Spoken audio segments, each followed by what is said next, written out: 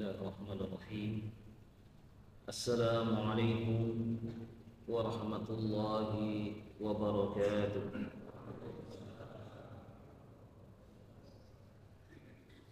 Alhamdulillahi rabbil alamin. Wa bihi nasta'inu ala umuri dunya waddin. Asyhadu an la ilaha illallah wahdahu la syarika lah. وأشهد أن محمدا عبده ورسوله اللهم صل وسلم وبارك على عبدك ورسولك محمد صلى الله عليه وسلم أما بعد فيا عباد الله أوصيكم وإياي بتقوى الله فقد فاز المتقون. Jamaah salat subuh yang dirahmati Allah Subhanahu wa taala. Kita lanjutkan kembali kajian pada kitab Mabahis fi Ulumil Quran, studi pengantar ilmu Al-Quran.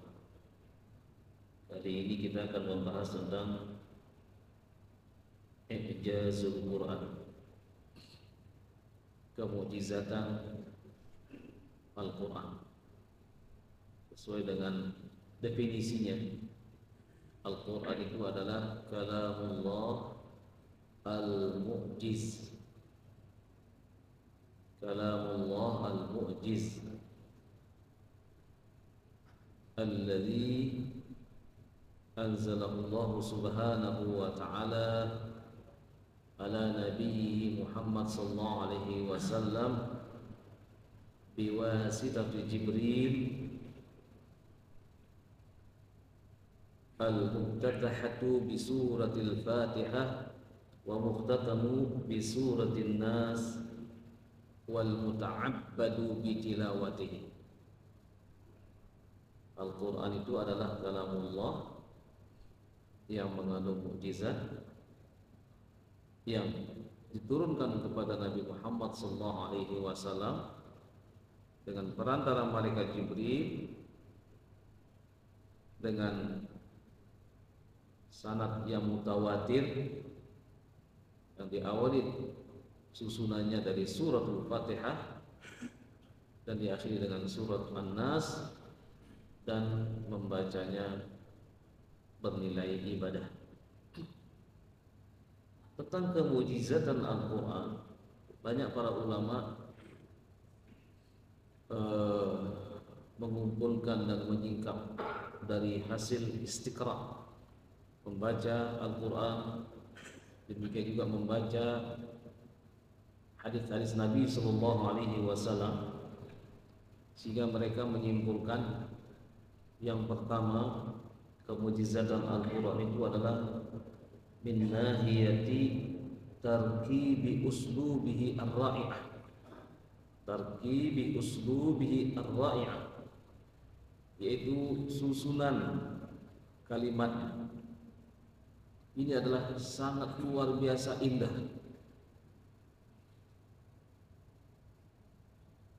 Jadi Al-Quranul Karim disusun oleh Allah Subhanahu wa ta'ala sedemikian indah, sehingga menyebabkan para penyair-penyair pada saat itu harus tunduk dengan ayat-ayat Al-Quranul Karim. Tidak hanya sekedar indah, tetapi membuat ketagihan orang yang mendengarkannya. Mereka orang-orang Arab pada saat itu banyak mengarang syair-syair dan digantung di dindingnya Ka'bah kalau syair itu adalah menang dalam lomba, karena mereka mengadakan perlombaan untuk membuat syair-syair. Memang luar biasa indah syair-syair mereka. Akan tetapi keindahan tersebut yang tidak sampai orang ketagihan untuk mendengarkan. Tetapi Al-Quranul Karim yang mereka ingkari itu membuat mereka ini justru ketagihan. Satu saat mereka, para pemimpin kafir Quraisy, itu berjanji untuk tidak mendengarkan lagi Al-Quran karena sangat berbahaya, kata beliau. Mereka kemudian tidak menghadiri atau tidak mendengarkan Nabi SAW sedang membaca Al-Quran. Sekian hari mereka ternyata merindukan bacaan Al-Quran ini, dan akhirnya mereka pun sembunyi-sembunyi mendengarkannya dan mereka ketemu. Nah, itulah Allah Subhanahu wa taala berikan kelebihan atau kemukjizatan Al-Quran. Kalau mukjizat dari sisi bahasa itu maknanya adalah satu kejadian di luar nalar manusia. Allah Subhanahu wa taala membekali para nabi dan para rasul dengan mukjizat-mukjizat. Di antaranya misalnya Nabi siapa yang keluar ontanya dari batu? Nabi Saleh ditantang oleh kaumnya, karena kaumnya ini adalah kaum yang sangat kuat, kaum Samud ini sangat kuat sekali ya. Membuat rumah-rumah dengan memahat gunung-gunung, batu-batu.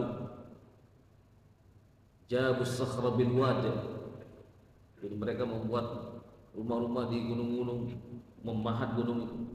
Mereka merasa kuat.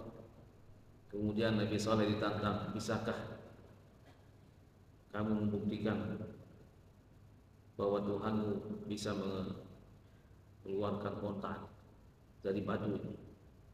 Kemudian Nabi Saleh pun berdoa dan keluarlah 2 onta.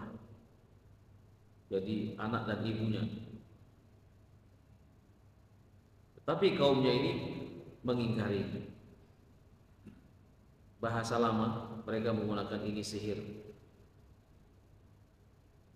Akhirnya onta yang besar dibunuh, disembelih. Kemudian yang kecil masuk lagi ke dalam batu atau bongkahan gunung yang dari batu cadas. Ada lagi mukjizat yang diberikan kepada Nabi Musa. Tongkatnya bisa berubah menjadi ular. Dan berbagai macam mukjizat yang diberikan kepada beliau untuk membuktikan. Yang pertama adalah tentang wujudullah, keberadaan Allah Subhanahu wa taala. Kemudian yang kedua adalah tentang azamatillah, tentang keagungan Allah Subhanahu wa taala. Air di seluruh kota Mesir pada saat itu bisa berubah menjadi darah.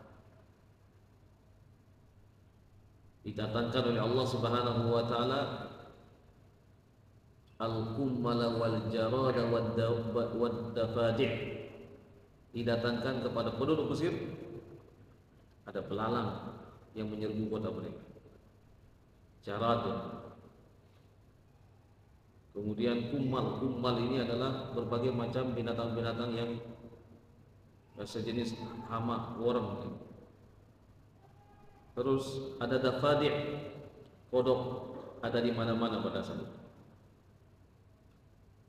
Kemudian Allah Subhanahu wa taala pun memperlihatkan kepada mereka kepada Bani Israel bagaimana Allah menurunkan makanan dari langit, al-manna was-salwa, pada umatnya Nabi Musa.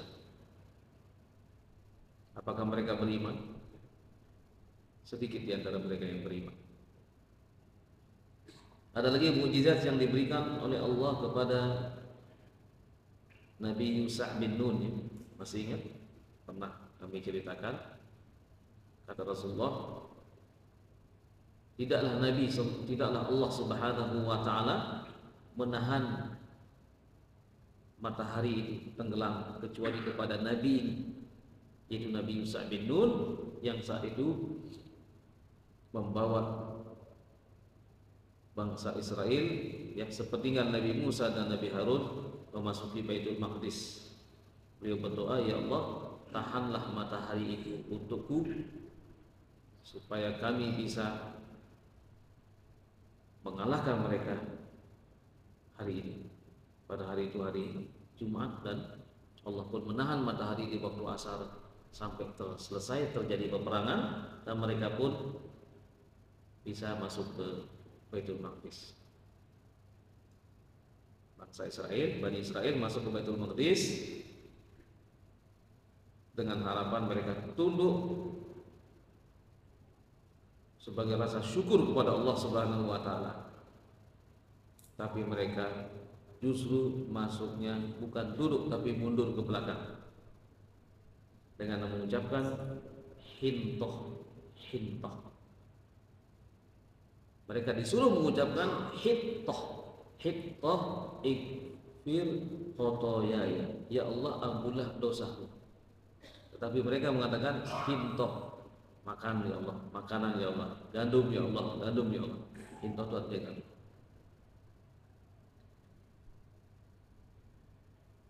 Mujizat Nabi Muhammad SAW yang terbesar adalah Al-Quran.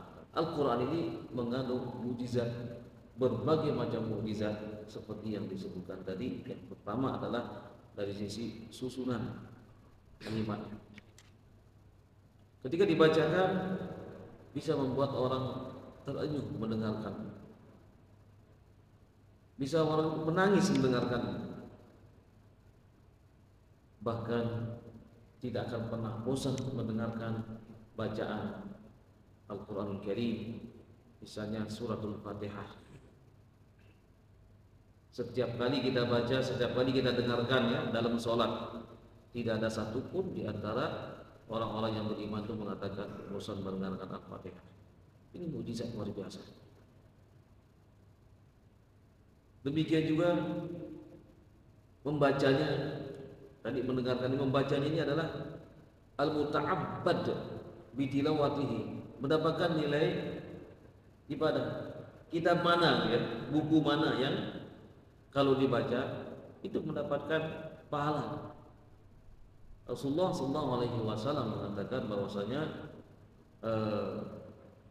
man qara'a harfan minal Qur'an falahu hasanah. Siapa yang membaca satu saja ya, satu huruf, maka mendapatkan kebaikan. Wal hasanatu bi asyri amthaliha, wal hasanatu bi asyri amthaliha. Satu kebaikan itu dilipat gandakan menjadi 10 kali lipat. Wala aqulu alif lam mim harfun, aku tidak mengatakan alif lam mim itu satu huruf. Walakin alifun harfun, wala mim harfun, walamun harfun, wa mimun harfun. Alif satu huruf, mim lam satu huruf, mim satu huruf. Kita membaca Bismillahirrahmanirrahim saja sudah 19 huruf dikalikan 10. Berarti kalau hitungan-hitungan nilai kebaikan yang akan didapatkan adalah 190 kebaikan. Itu hanya membaca Bismillahirrahmanirrahim. Oleh karena itu kita harus bersyukur kepada Allah Subhanahu wa taala. Tidak ada satupun kitab yang di kolom bumi ini yang ketika membacanya dinilai ibadah oleh Allah Subhanahu wa taala. Yang pertama. Kemudian juga masih yang pertama min nahiyati al-balaghah. Balaghah ini adalah keindahan bahasa Al-Qur'an. Tidak bisa ditandingi. Allah Subhanahu wa taala mengatakan di awal surah Al-Baqarah, a'udzubillahi minasyaitonir rajim, wa in kuntum fi raibin mimma nazzalna ala 'abdina fa'tu bi suratin mislih wad'u syuhadakum min dunillahi in kuntum shadiqin. Kalau kalian ragu-ragu dengan Al-Qur'an ini, silakan. Yang kami turunkan kepada hamba kami, silakan datangkan satu surah saja. untuk menandinginya. Tidak akan ada yang bisa menandingi Al-Quran.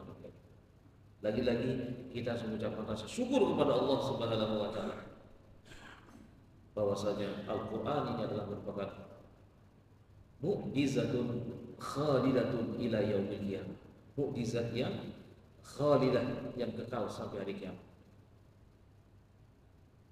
Sangat indah, luar biasa. Mereka tidak mampu menandinginya. Siapapun kata Allah, silakan kalian ajak orang-orang yang ahli dalam bahasa untuk membuat seperti Al-Quranul Karim. Tidak akan pernah bisa sama sekali. Ikhwatal iman rahimani wa rahimakumullah. Kemudian yang berikutnya, kemujizatan Al-Quran ini adalah bin nahiyatil akhbar al-mughayyabat. Jadi informasi-informasi yang tidak pernah terbetik dalam benak kita itu diceritakan oleh Allah Subhanahu wa taala dalam Al-Qur'an. Bahkan Nabi sendiri disebutkan di dalam surah Ali Imran tentang kisahnya bagaimana pada saat lahirnya Maryam, kemudian siapa yang berhak untuk mengasuhnya. Maka di situ ada Nabi Zakaria dan para pemimpin-pemimpin Yahudi yang lain itu melakukan sebuah Qur'an. Jadi ada pulpen yang mereka miliki itu disuruh untuk melemparkan di satu kolam. Kemudian ada pulpen yang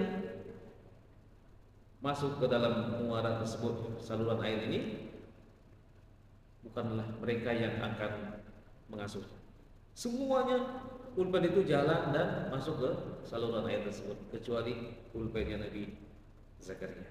Kata Allah kepada Nabi Muhammad, dalam bahasa kita engkau tidak hadir pada saat itu, pada saat mereka melakukan itu. Tilka min amba'il ghaib, itulah berita-berita yang gaib yang kamu tidak ada pada saat itu. Demikian juga Allah Subhanahu wa taala kisahkan tentang kisah-kisah masa lalu kepada Nabi Muhammad sallallahu alaihi wasallam. Di antaranya adalah kisah tentang satu orang hamba Allah yang saleh ini memiliki kebun apa? Kebun anggur. Ketika dia ini adalah orang yang baik ketika memanen kebun, maka Allah Subhanahu wa taala ceritakan bahwa orang ini selalu membagi-bagikan kepada fuqara wal masakin. Kisah ini disebutkan di dalam surah Al-Qalam. A'udzubillahi minasyaitonir rajim. Inna balawnahum kama balawna ashabal jannah id aqsamu la yasrimunha muslimin. Kami uji mereka. Siapa mereka di sini? Kalau baca di awal surah Al-Qalam, orang-orang kafir Quraisy yang mereka ini menyombongkan diri, merasa kuat, merasa tidak penuh dengan Allah Subhanahu wa taala. Kami uji mereka sebagaimana kami uji pemilik kebun. Ashabul jannah di sini maksudnya bukan penduduk surganya, tetapi pemilik kebun. Al-jannah itu sendiri artinya adalah kebun atau taman.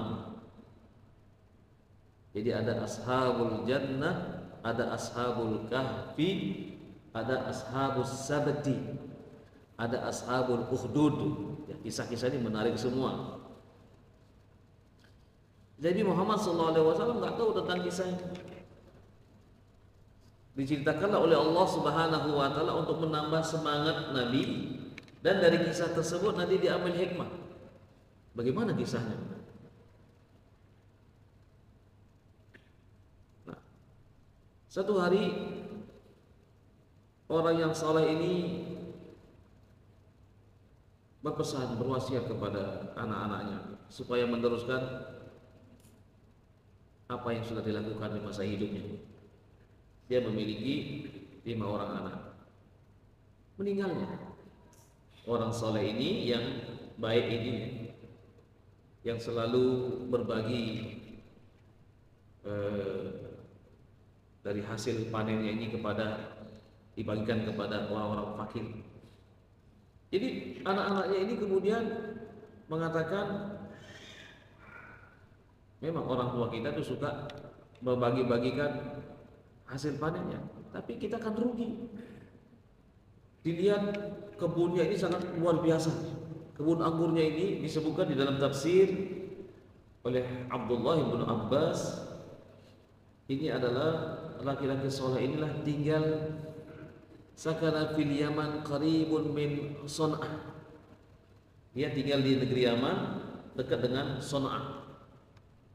Ini tempat yang subur. Nah, pada saat anak-anaknya ini melihat, pergi ke kebunnya, itu melihat buah anggurnya ini luar biasa. Dia mengatakan, wah ini kalau kita panen sendiri, kemudian kita bagi dengan saudara-saudara kita ini, kita tidak membagi kepada mereka orang-orang fakir, orang-orang miskin ya, maka kita akan menjadi miliarder. Bermusyawarahlah mereka, dan 4 orang di antara mereka setuju untuk tidak membagikan kepada siapapun kecuali akan dibagi kepada mereka. 1 orang tidak setuju. Jangan.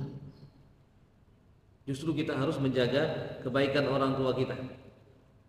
Kita lanjutkan apa yang menjadi kebaikan dari orang tua kita.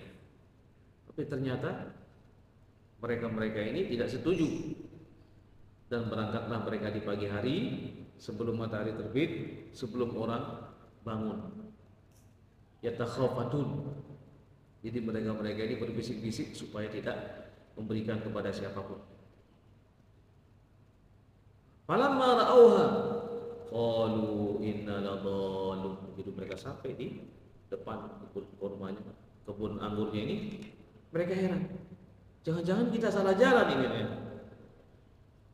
Kenapa salah jalan? Ternyata kebun anggur yang dilihatnya kemarin luar biasa, ya siap panen pagi hari, hangus. Tidak ada satupun yang tertinggal.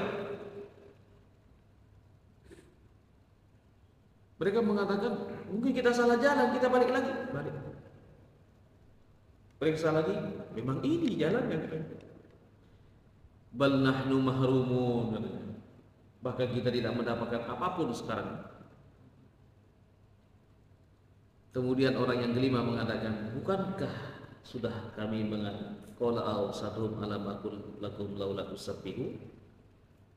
Sudah kukatakan kepada kalian dari awal. Kenapa kalian tidak mengucapkan subhanallah atau masya Allah ya, ketika melihat sesuatu yang menakjubkan? Justru mereka menyombongkan diri, ingin mendapatkan hasil yang banyak. Mereka berbisik-bisik supaya tidak didengar oleh siapapun. Tetapi Allah Maha Sami, Maha mendengar. Tidak usah jauh-jauh pada kejadian yang barusan menimpa satu negeri, merupakan negeri super power, menyombongkan diri. Mereka mengatakan bahwa mereka bertanya, ini para artis dunia ya, yang gugur pada saat itu, bertanya kepada yang lain, benarkah Tuhan telah menciptakan bumi dan langit ini? Tidak ada satupun yang menjawab. Kalau begitu katanya, Tuhan tidak ada yang memilih. Jadi negeri kita ini adalah negeri yang tidak bertuhan. 2 hari sebelum bala tentara Allah diturunkan kepada mereka, mereka mengatakan seperti itu. Negeri dan negeri tidak bertuhan. Bahkan pimpinan mereka mengatakan, kami akan jadikan Gaza dan sekitarnya menjadi neraka dunia. Allah tidak ngantuk, tidak tidur. La ta'khudhuhu sinatun wala naum. Apa yang terjadi? Idza arada syai'an an yaqula lahu kun fayakun. Jadi kemujizatan itu akan selalu terjadi. Madamat is-samawati wal ard, selama di bumi dan langit ini masih ada. Jangan mengatakan kita kadang-kadang ini umat Islam kadang-kadang kurang sabar. Kita melihat bagaimana saudara-saudara kita di Gaza disiksa, diusir sedemikian. Kenapa Allah tidak menolong? Kita kurang sabar. Kita selalu mengatakan mata nasrullah. Ini juga terjadi di zaman Nabi. Mata nasrullah. Ya Rasulullah, kalau kita melakukan dakwah seperti ini, dikejar-kejar terus, diintimidasi, kapan Islam ini akan berkembang?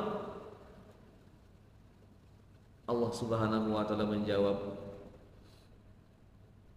am hasibtum an tadkhulul jannata walamma ya'tikum mathalul ladzina khalaw min qablikum massatuhumul ba'sa wadh-dharra wa zulzilu hatta yaqula ar-rasul wal ladzina amanu mata nasrullah ala inna nasrallahi qarib. 2:14 surah Al-Baqarah. Apakah kalian menyangka bahwa kalian akan begitu mudah masuk ke dalam surga sementara kalian belum diuji sama Allah Subhanahu wa taala? Sebagaimana umat-umat terdahulu mereka tertimpa oleh kesulitan-kesulitan. Ditimpa berbagai macam siksaan. Ada yang digergaji kata Nabi, yunsharu minal hadid wa yughla fil ma, ada juga yang direbus dengan air panas. Umat-umat terdahulu, innakum qaumun tasta'jilun, kalian ini wahai sahabat-sahabatku adalah kaum yang ingin tergesa-gesa mendapatkan kebenaran. Bukankah itu terjadi juga pada diri kita sekarang? Mari kita perhatikan ya. Allah Subhanahu wa taala punya cara sendiri untuk menolong hamba-hambanya. Dalam waktu sekejap habis dulu lantas. Api datang dari langit. Itu ada semua melihat. Ada bukti-bukti turun dari langit lagi melalap mereka. Dan para pemadam kebakaran mengatakan kami sangat heran bahwa api itu seperti loncat dari satu rumah ke rumah yang lain. Jangan melawan Allah. Idza arada syai'an an yaqula lahu kun fayakun. Kalau Allah berkehendak cukup mengatakan kun fayakun. Di surah Al-Isra Allah pun mengatakan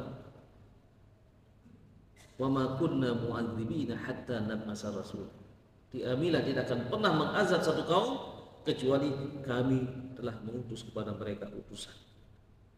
Para utusan itu sudah wafat, tetapi pengikut-pengikut utusan ini, para ulama, para dai, para mubalik itu menyampaikan kebenaran. Tapi justru mereka mengabaikan, mereka mengejek. Maka Allah Subhanahu wa taala mengatakan,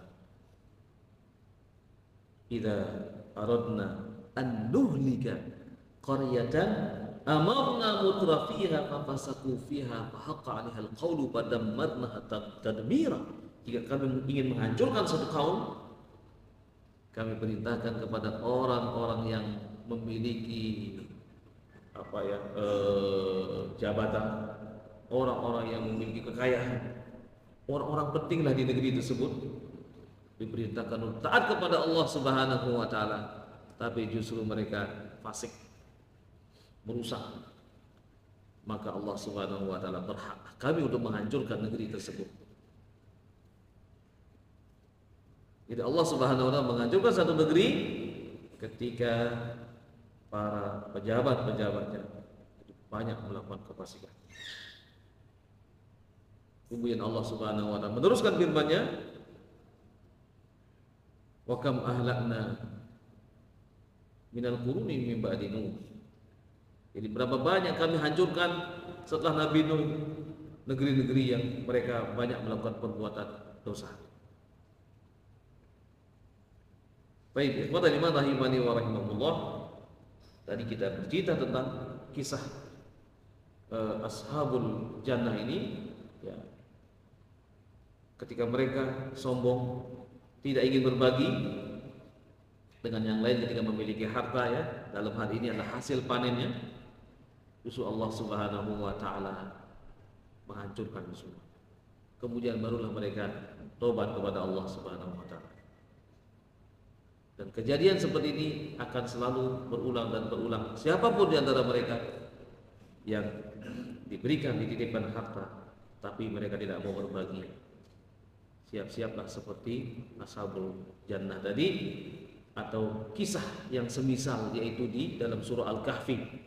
Mereka mengatakan antabida hadhihi abada, enggak mungkin kebun ini hancur. Ini akan kami nikmati sampai sekian keturunan. Atau kisah kesombongan dari Qarun di dalam surah Al-Qasas. Itu pelajaran-pelajaran yang sangat berharga bagi kita semuanya, agar kita selalu menghadirkan rasa syukur kita kepada Allah Subhanahu wa taala. Berita-berita gaib ini itu adalah diceritakan kepada Nabi Muhammad untuk apa? Untuk diceritakan kepada kita semua, ya. Untuk menambah rasa syukur kita kepada Allah Subhanahu wa taala, demikian juga menambahkan kesabaran kita manakala Allah menimpakan atau memberikan ujian kepada kita tentang hal-hal yang tidak mengenakan. Ikhwata liman rahimani wa rahimahullah, tidak sampai di situ. Berita-berita yang Allah Subhanahu wa taala tampilkan dalam Al-Qur'an tidak hanya menyentuh wilayah duniawiyah, tetapi menyentuh wilayah ukhrawiyah, akhirat pun diceritakan sama Allah bagaimana akan terjadinya perdebatan antara manusia dengan qarinnya. Wa qala qarinuhu ma atghaituhu walakin kana fi dhalalin ba'id. Ketika mereka sudah dihadapkan di hadapan Allah, qarin yang menyertainya mengatakan, bukan aku yang menyesatkan, dia sesat sendiri katanya. Tidak, kamu yang menyesatkan aku. Terjadilah perdebatan dalam surah Qaf, gitu, ya. Terjadi perdebatan antara manusia dengan qarinnya. Tapi Allah mengatakan apa? La takhtasimu ladayya. Enggak usah bertengkar, enggak ada manfaatnya sekarang bertengkar. Qad qaddamtu ilaikum bil wa'id. Dulu aku sudah berikan peringatan kepada kalian. Ma yubaddalul qaula ladayya wa ma ana bidhallamin lil 'abid. Aku tidak akan pernah menzalimi siapapun. Catatannya ada semua. Terjadi perdebatan antara dia dengan qarin. Di dalam surah Ibrahim pun Allah mengatakan wa qala asyaitanu lamma qudiya al-amru innallaha wa'adakum wa'dal haqq wa wa'adtukum fa akhlaftukum wa ma kana li 'alaikum min syai'in ila akhir ayat, ya. Syaitan itu berkata di hadapan Allah kepada manusia. Wa qala syaitan berkata kepada manusia setelah terjadi perkara hisab itu, bukan aku yang menyesatkan kalian, aku hanya mengajak kalian, kenapa kalian ikut? Jangan salahkan aku dong sekarang. Salahkan dirimu sendiri. Aku saja tidak mau kalau disekutukan dengan Allah. Nah, jadi di situ terjadi pertengkaran. Allah sudah sebutkan sekarang ini berita-berita tentang bagaimana percakapan manusia dengan qarinnya, bagaimana manusia bercakap-cakap dengan syaitan, ya. Dan bagaimana juga manusia berada di dalam kenikmatan dalam surganya Allah. Di dalam surah Al-A'raf mereka mengatakan ayat 43, wa qalul hamdulillahilladzi hadana li hadza wa ma kunna linahtadiya laula an hadana Allah. Jadi mereka mengatakan alhamdulillah ya Allah, kalau bukan karena hidayahmu maka kami tidak akan pernah bisa masuk ke dalam surga-Mu. Subhanallah. Ayat 43 surah Al-A'raf. Jadi Allah menceritakan tentang hal-hal yang terjadi di negeri akhirat, baik di dalam surga maupun di dalam neraka. Kalau di dalam neraka mereka mengatakan apa? Akhrijna min hadza, di dalam surah Al-Mu'minun, ya. Rabbana akhrijna, ya Allah keluarkanlah kami dari neraka supaya kami bisa kembali melakukan kebaikan. Kalau kami tidak melakukan kebaikan, berarti kami termasuk orang-orang zalim. Tapi Allah sudah kadang murka.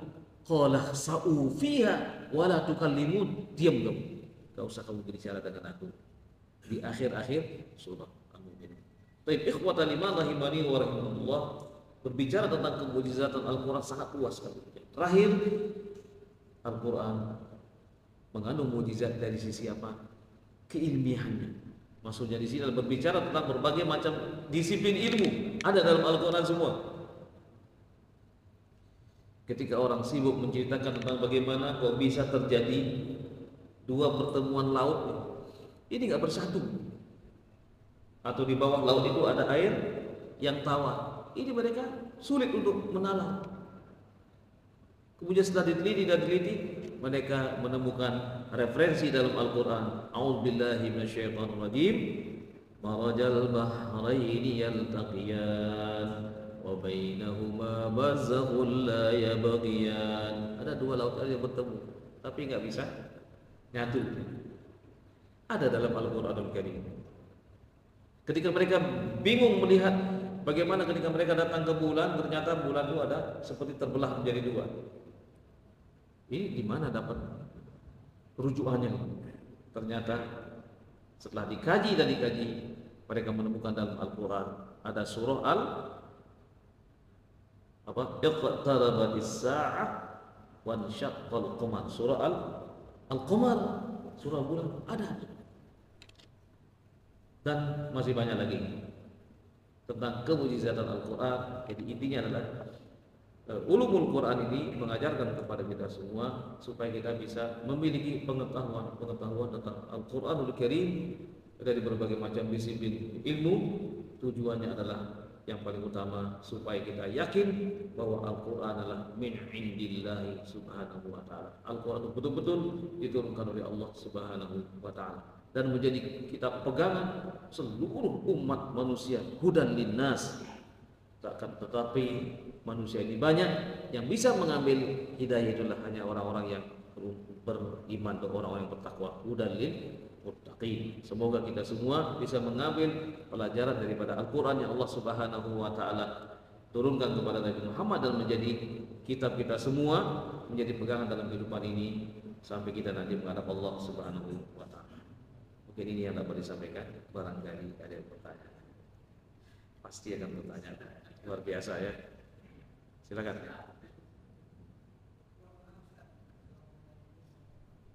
Waalaikumsalam warahmatullahi wabarakatuh.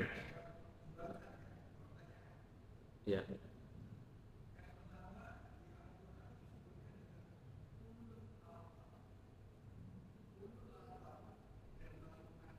Kul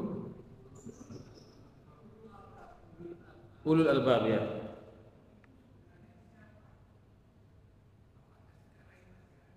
Iya.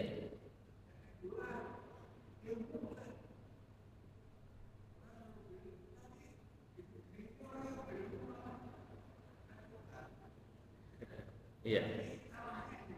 Iya. Iya. Ulul albab disebutkan di akhir surah Ali Imran ya. Gimana bunyi ayatnya? A'udzubillahi minasyaitonir rajim. Inna fi khalqis samawati wal ardi wa ikhtilafil laili wan nahari la ayatin liulil albab. Jadi sesungguhnya ya pergantian siang dan malam ini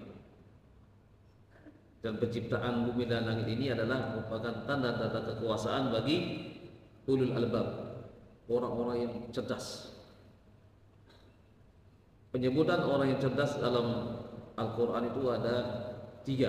Ada ulul albab, ada ulil nuha, ada juga zakiyun. Zakiyun artinya orang-orang yang cerdas. Siapa mereka? Alladzina yadhkuruna Allaha qiyaman wa qu'udan. Itulah sesungguhnya orang-orang yang cerdas. Mereka yang selalu mengingat Allah baik dalam keadaan kiaman. Ya, kiaman ini ditafsirkan oleh para ulama sangat banyak sekali tafsirannya. Tapi di antaranya yang saya pilih itu adalah kiaman salat. Ketika dalam normal dalam keadaan kiaman berdiri. Wa qu'udan dalam keadaan duduk ya. Dia mengingat Allah ketika dia sakit, dia sholat dalam keadaan duduk. Wa ala junubihim, ketika dia tidak bisa sholat dalam keadaan berdiri, duduk, maka dia sambil berbaring. Apa yang mereka inginkan? Mereka pikirkan yatafakkaruna fi khalqis samawati wal ard. Mereka memikirkan tentang ciptaan Allah Subhanahu wa taala. Dalam sebuah ungkapan ada yang mengatakan tafakkaru fi khalqillah wa la tafakkaru fi zatillah. Berpikirlah kamu, merenunglah kamu tentang ciptaan Allah, jangan berpikir tentang Allah. Tidak akan pernah bisa orang memikirkan bagaimana Allah, zatnya Allah. Pikirkanlah ciptaan Allah Subhanahu wa taala. Kemudian dari hasil renungan ini, entah itu renungan dalam artian dia merenung di sebuah ruangan atau dia melakukan perjalanan ya ke di atas permukaan bumi ini, kemudian mengatakan apa? Rabbana ma khalaqta hadza batilan subhanaka faqina adzabannar. Jadi ya Allah, wahai Tuhan kami, Engkau tidak menciptakan apapun di dunia ini yang sia-sia. Semuanya ada manfaatnya. Sampai nyamuk pun yang kita katakan itu adalah merugikan, tapi itu bermanfaat. Banyak sekali mengandung manfaat ya.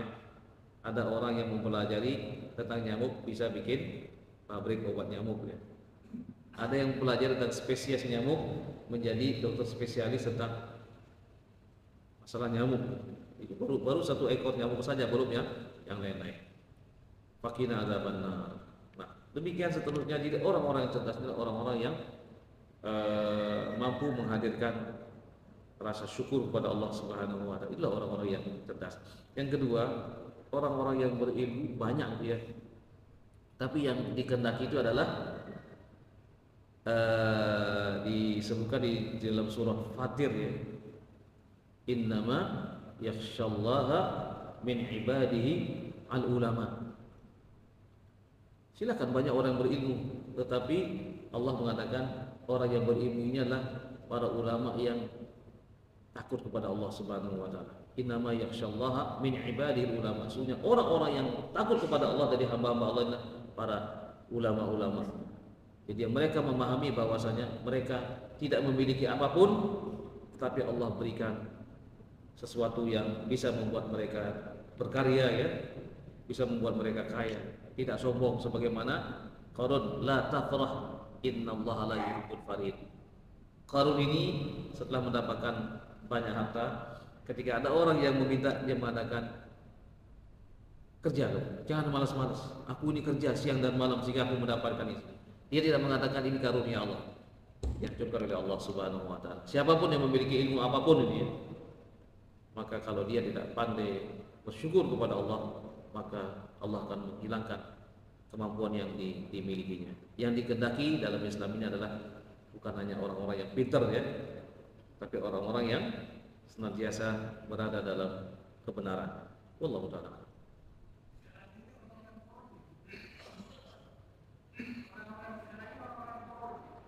Ya, apa? Orang-orang itu kembali kepada personal.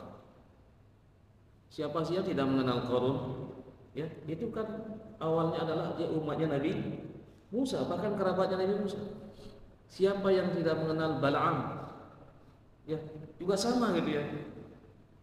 Jadi oleh karena itu kita selalu diajarkan berdoa, ya muqallibal qulub, ya Allah yang membolak-balikkan hati. Tsabbit qalbi ala dini. Ya Allah, tetapkanlah hati ini dalam agamamu. Ya wa ya musarrifal qulub, ya Allah membelokkan hati, sarrif qulubana ala ta'atik. Jangan kau belokkan hati ini kecuali kepada ketaatan kepadamu ya Allah. Kadang orang tak ada yang tahu bagaimana dia akan mengakhiri hidupnya. Maka selalu kita mengatakan ihdinas siratal mustaqim, tuju kami jalan yang lurus, tuju kami jalan lurus. Bukan berarti orang memahami begini, berarti orang-orang Islam itu masih orang-orang tersesat. Bukan seperti itu.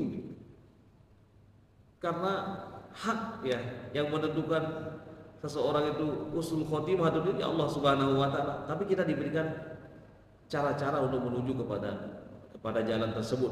Maka kita berusaha untuk selalu menjaga ketaatan kepada Allah Subhanahu wa taala dan menjauhi segala bentuk larangannya. Oleh karena itu, kalau bisa sebelum kita menutup mata kita di malam hari tidur, maka kita membaca ayat-ayat Al-Qur'anul Karim. Mungkin itu akan ayat-ayat yang kita baca terakhir ya, atau itulah perjumpaan kita terakhir dengan Allah Subhanahu wa taala, sehingga kita mengakhiri hidup dengan ayat-ayat Al-Qur'anul Karim dengan husnul khotimah.